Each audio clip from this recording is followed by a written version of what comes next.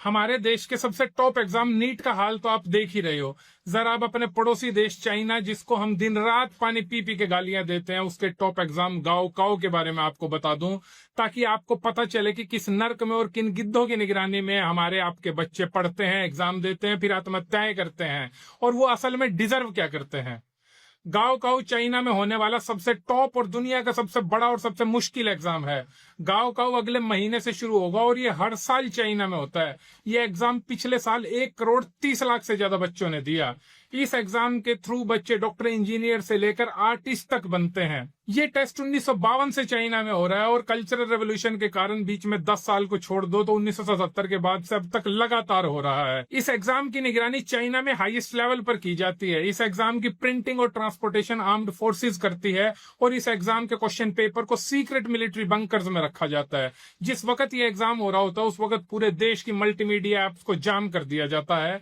ये exam China के इतिहास में आज तक एक बार भी लीक नहीं हुआ और लीक करने की कोशिश भर करने पर देशद्रोह का मुकदमा ठोक दिया जाता है।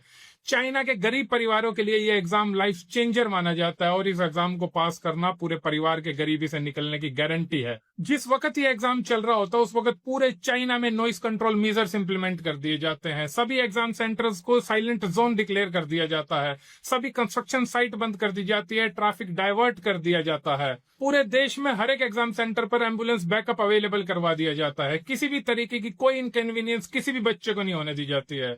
इवन बच्चों को सेंटर तक पहुंचाने के लिए रूरल एरियाज में बसेस पहुंचाई जाती है जिन पर गुड लक लिखा होता है। फ्री टैक्सीज अवेलेबल कराई जाती है जिन पे येलो रिबन बंधा होता है। ग्रीन कॉरिडोर्स बनाए जाते हैं जिसमें बच्चों के अलावा कोई और व्हीकल नहीं चल सकता है। अगर कोई बच्चा ट्रैफिक में फंस जाए तो ट्रैफिक पुलिस उसको अपनी बाइक पर सायरन बजाते हुए सेंटर तक छोड़कर आती है।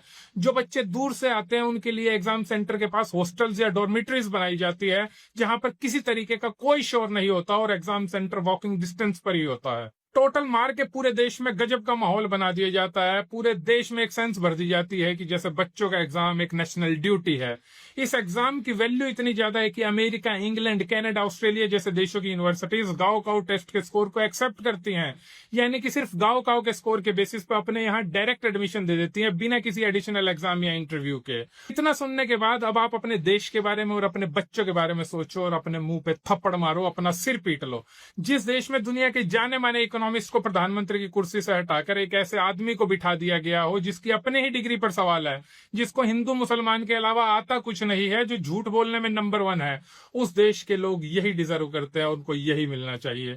अगर आप चाहते हैं कि स्थितियों में जरा से भी बदलाहट आए तो कुछ करो, वरना यूं ही मरते रहो। डू और डाई। जय हिंद।